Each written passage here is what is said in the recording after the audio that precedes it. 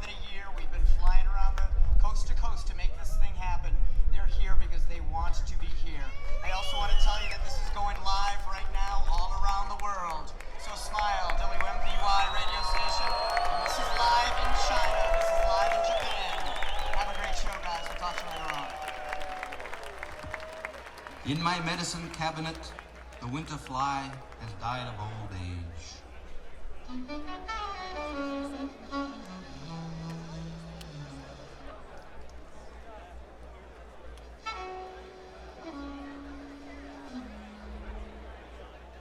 Well, here I am, 2 p.m.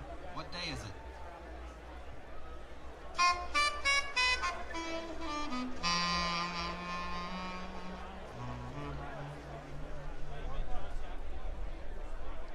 The tree looks like a dog barking at heaven.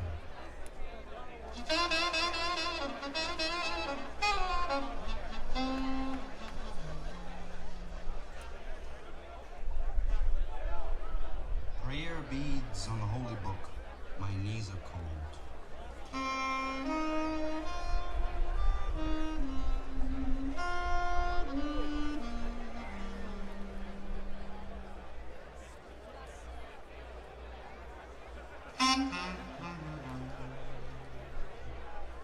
In the morning frost, the cats step slowly.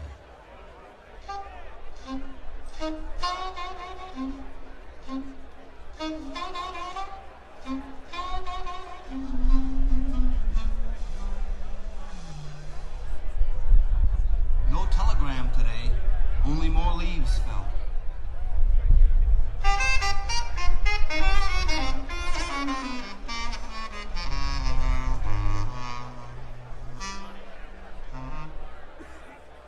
The castle of the Gandharvas is full of aging young couples.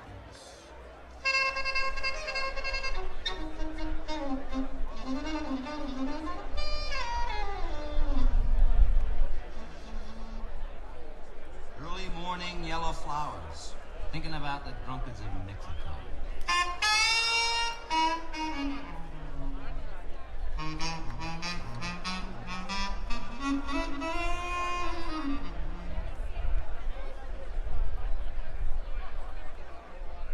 National scene, late afternoon sun in those trees.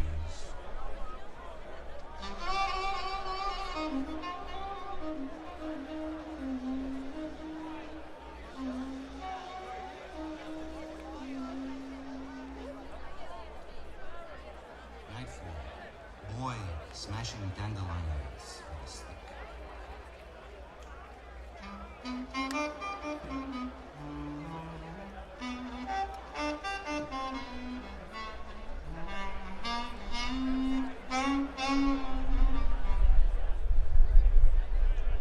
Holding up my purring cat to the room outside.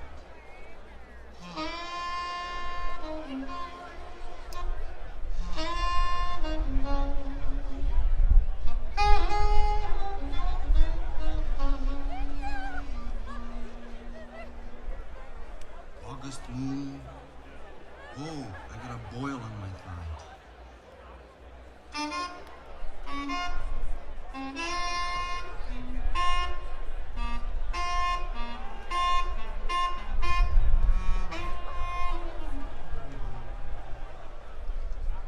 Drunk as a hoot owl, writing letters by thunderstorm.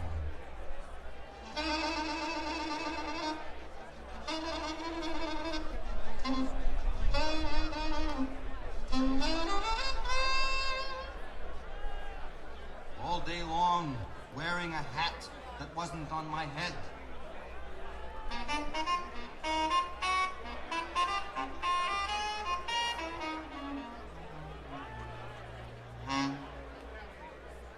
Beautiful young girls running up the library steps with shorts on.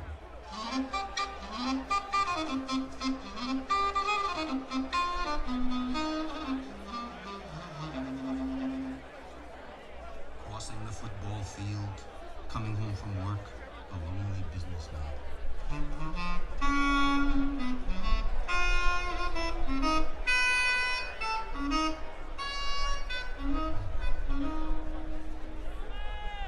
Useless, useless, heavy rain driving into the sea.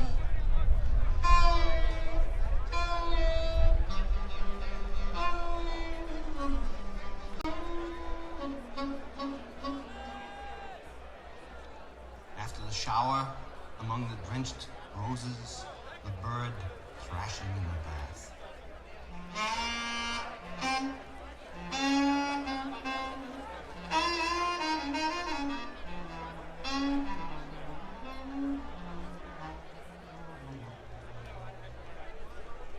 A little worm lowers itself from the roof by a self-shacked thread.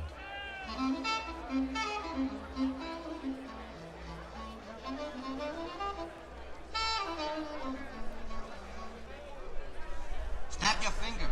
Stop the world. Rain falls harder.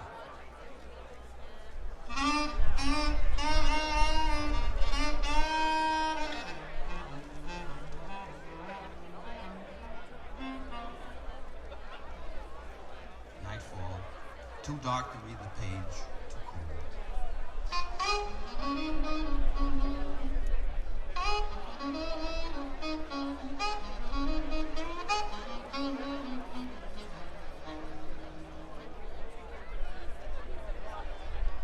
In my medicine cabinet, the winter fly has died a whole day.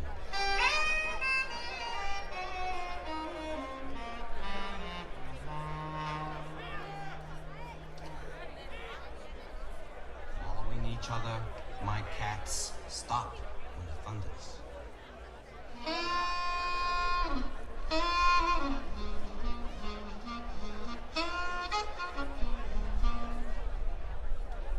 Spring evening with two 18-year-old sisters.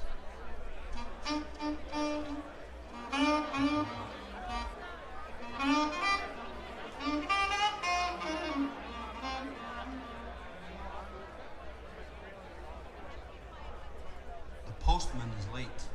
The toilet window is shining.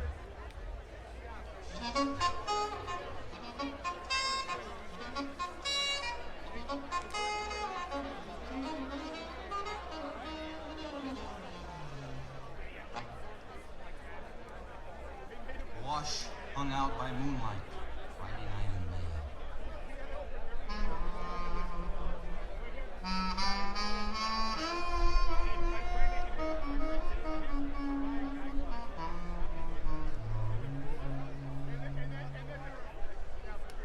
Empty baseball field, a robin hops along the bench.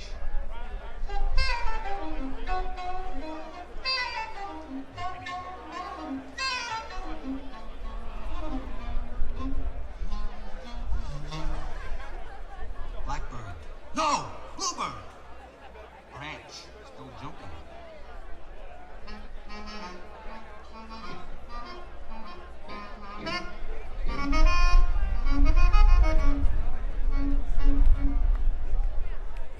My rumpled couch. The lady's voice next door.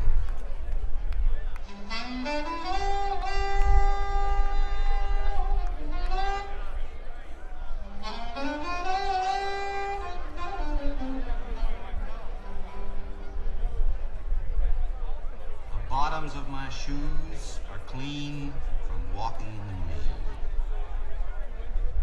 rain.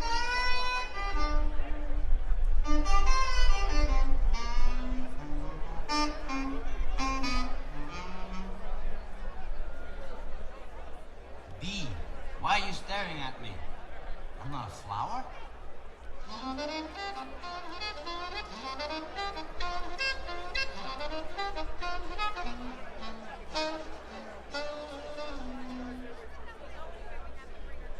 The barn swimming in a sea of windblown leaves.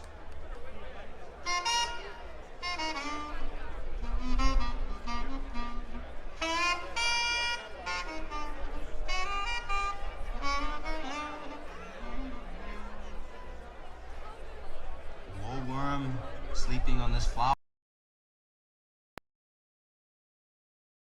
Your light's on.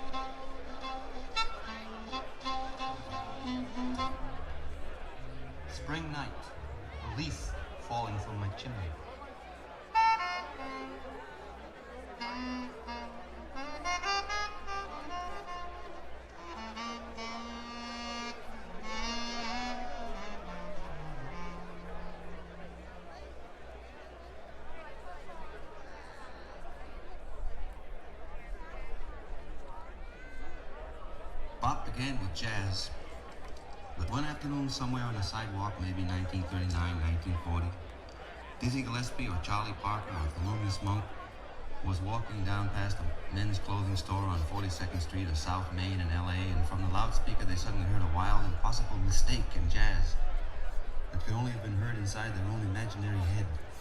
And that is a new art, bop. The name derives from an accident. America was named after an Italian explorer, not after an Indian king. Lionel Hampton made a record called Hey Bop-a-Ree Bop, and everybody yelled it, and it was when Lionel would jump in the audience and wail the saxophone, and everybody would sweat claps, jumping fools in the aisles, the drummer vastly booming and belaboring on the stage as the whole theater rocked. Sung by Helen Humes, it was a popular record and sold many copies around 1945 or 46. First, everyone looked around and it happened. Bop happened. The bird flew in. Minds went in.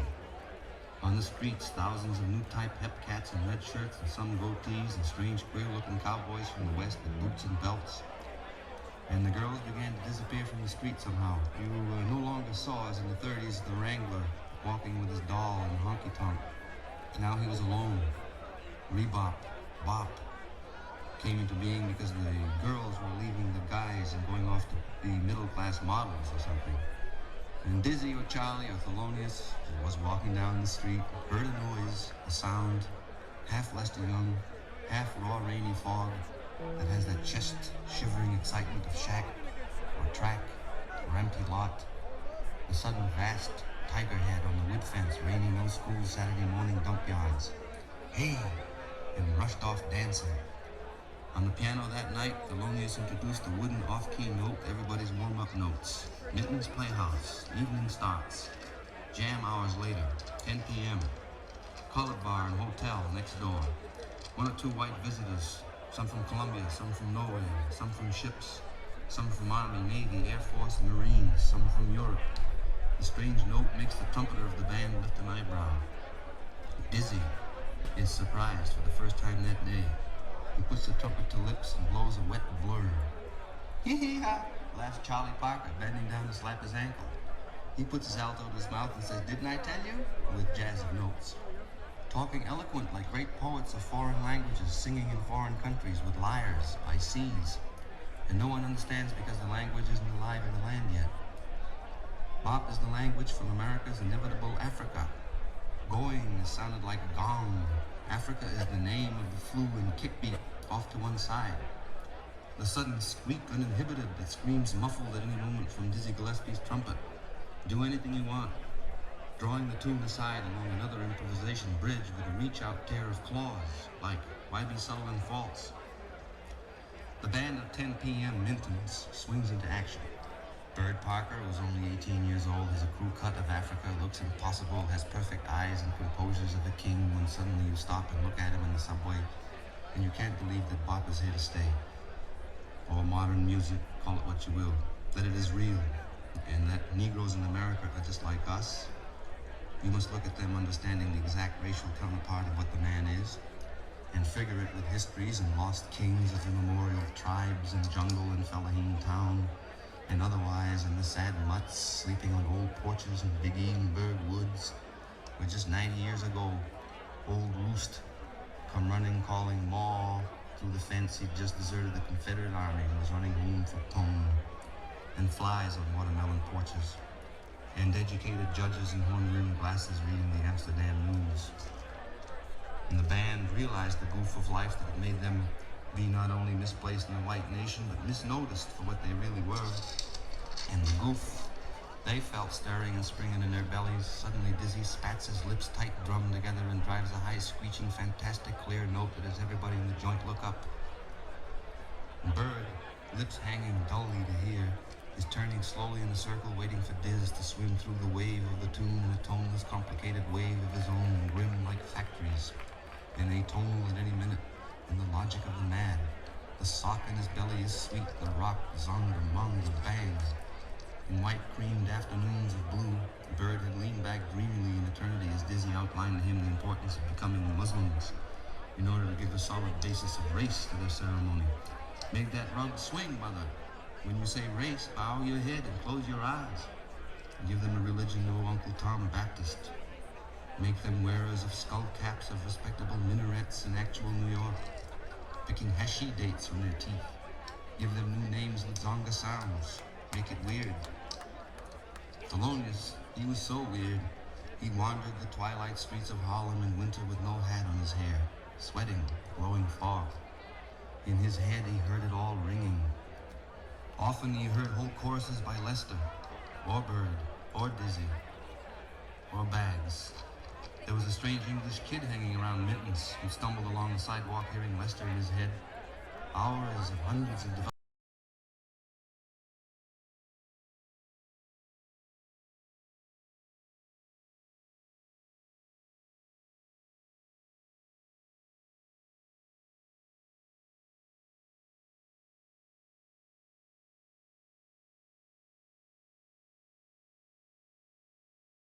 choruses in regular beat all day, so in the subway no dissonance could crash against unalterable choruses and implacable bars, erected in mind's foundation jazz. Now the tune they were playing was All the Things You Are.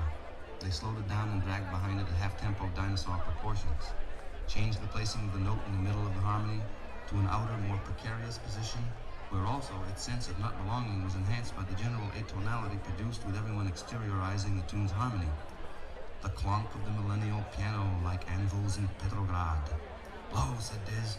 Charlie Parker came in for a solo with a squeaky, innocent cry.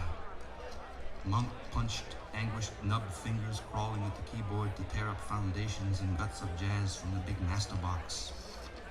To make Charlie Parker hear his cry and sigh.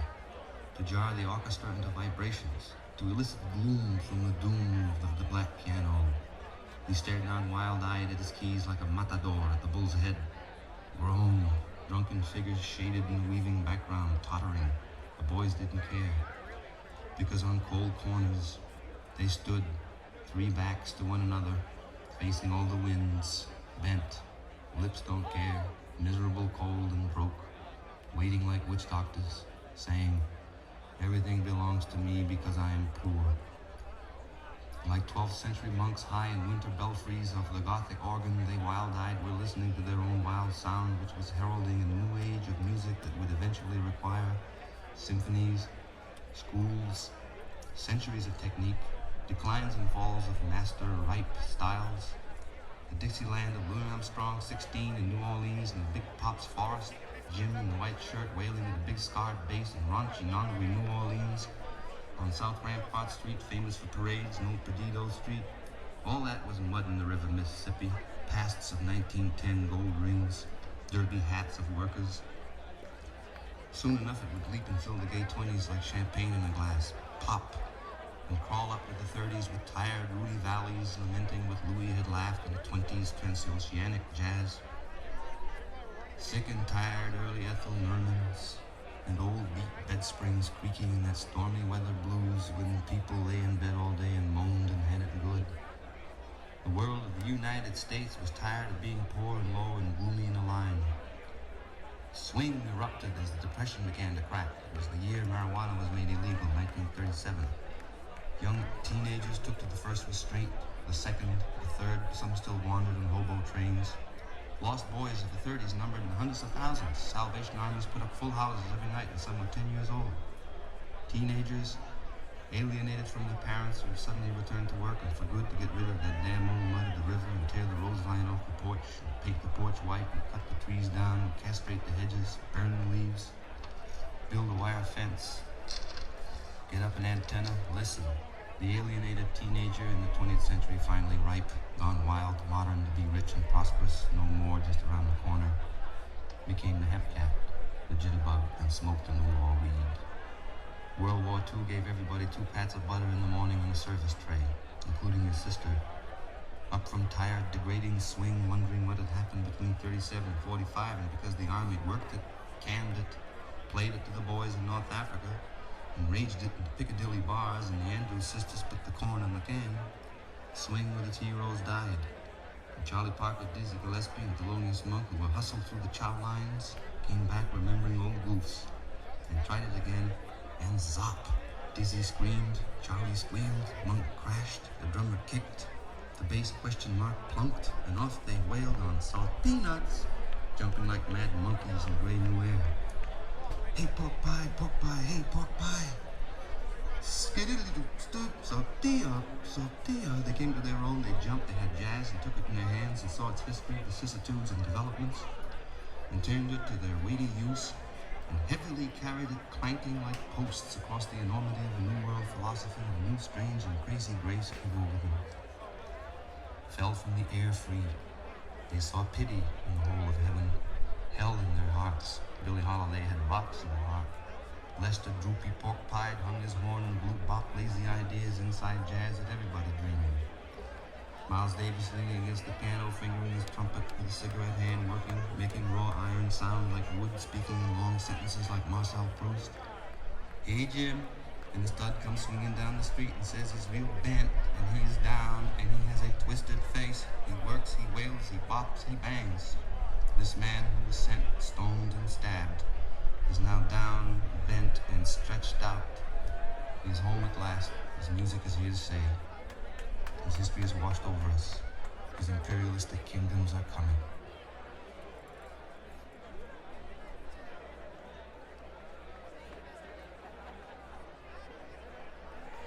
The subject for tonight's discussion is there a beat generation? It is a subject of considerable interest on many college campuses, particularly urban universities. It is of literary interest, of interest as a social phenomenon, and some would consider as a symptom of the alienation which many young people experience in trying to adapt to the standards of the problems of our society in this anxious age. Our first speaker is a man who has been called the spokesman of the beat generation, although it is my understanding that he dislikes this title.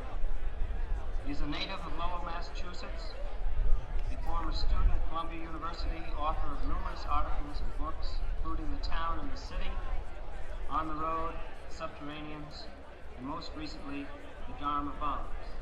I'm pleased to present Mr. Jack Kerouac.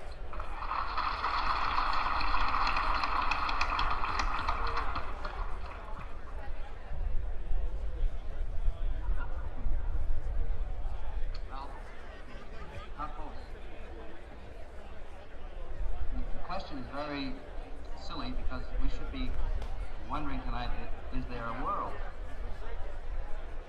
But I could go and talk for 5, 10, 20 minutes about is there a world? Because there is really no world. Sometimes I'm walking on the ground and I see right through the ground. And there is no world. You'll find out. But they asked me to write an article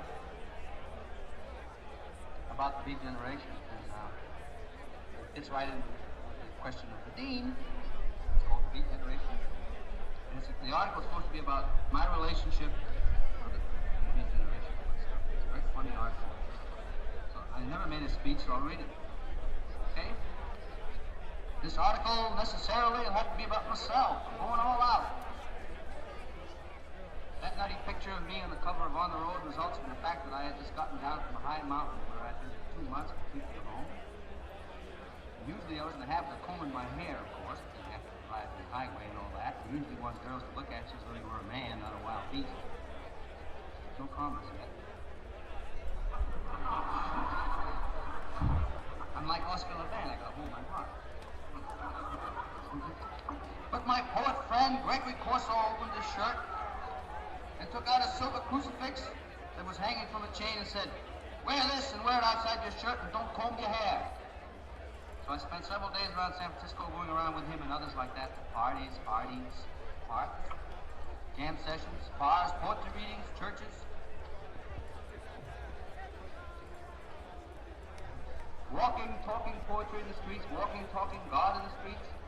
At one point, a strange gang of hoodlums got mad and said, "What right's he got to wear that?" And my own gang of musicians and poets told him to cool it. "Why don't you come back in a million years and tell me all about it, Angel?" Recently, Ben Hecht said to me on TV, "Why don't you Frank speak out your mind? What's wrong with this country? Why is everybody afraid of?" Was he talking to me? And all he wanted me to do was speak out my mind against people.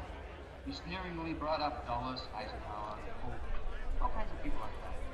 And habitually that he would sneer at with Drew Pearson. Against the world, he wanted. This is his idea of freedom. He goes to freedom. But who knows, my God, but that the universe is not one vast sea of compassion, actually? Veritable holy honey? Beneath all this show of personality and cruelty? In fact, who knows but that it isn't the solitude of the oneness of the essence of everything? Mama? The solitude of the actual oneness of the unbornness of the unborn essence of everything. Mama? Nay! The true, pure foreverhood. That big blank potential that can ray forth anything it wants from its pure store. That blazing bliss. Ati Vajra Karuna, transcendental diamond compassion. This is 2,500 years old. Why should I attack what I love out of life? This is deep. Live your lives out? Nah. Love your lives out. And when they come and stone you, at least you won't have a glass house. This is glass of flesh.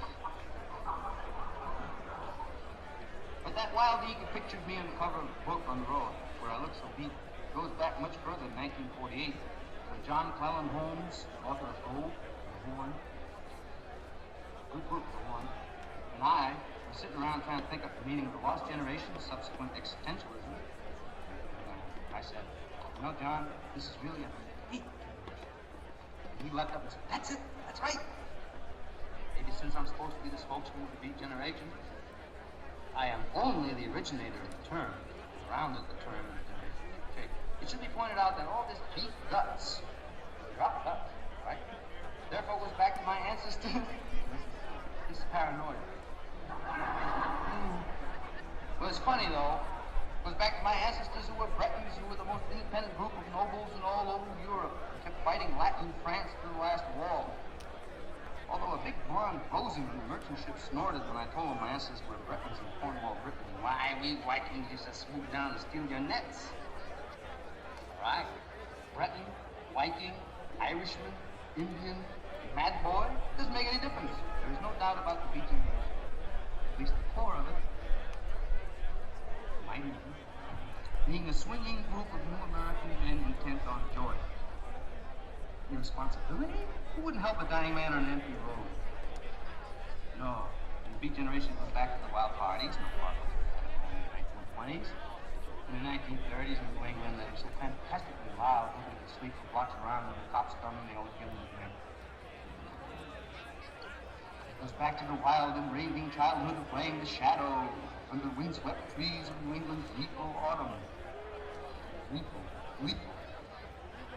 And the howl of the moon man on the sandbank until we caught him in a tree. He was an older guy, the maniacal laugh of certain neighborhood fat boys, Bretons. Furious humor of whole gangs playing basketball long after dark. Go back to those crazy days before World War II when teenagers drank beer on Friday nights at lake ballrooms and worked off their hangovers playing baseball on Saturday afternoon, followed by a dive in the brook. And our fathers wore straw hats. Goes back to the completely senseless babble of the Three Stooges, the ravings of the Marx Brothers, the tenderness of Angel Harpo at harp, too. In fact, here is a poem I've written about Harpo Marx. Harpo, I'll always love you. Oh, Harpo, when did you sing like an angel the last time and play the gray harp of gold? When did you steal the silverware and buck spray the guests? When did your brother find rain in your sunny courtyard? When did you chase your last blonde across the millionaire's lawn with a bait hook on a line protruding from your bicycle? Or when last you powder puffed your white flower face with fish barrel cover? Harpo, who was that lion I saw you with? How did you treat the midget and conk the giant?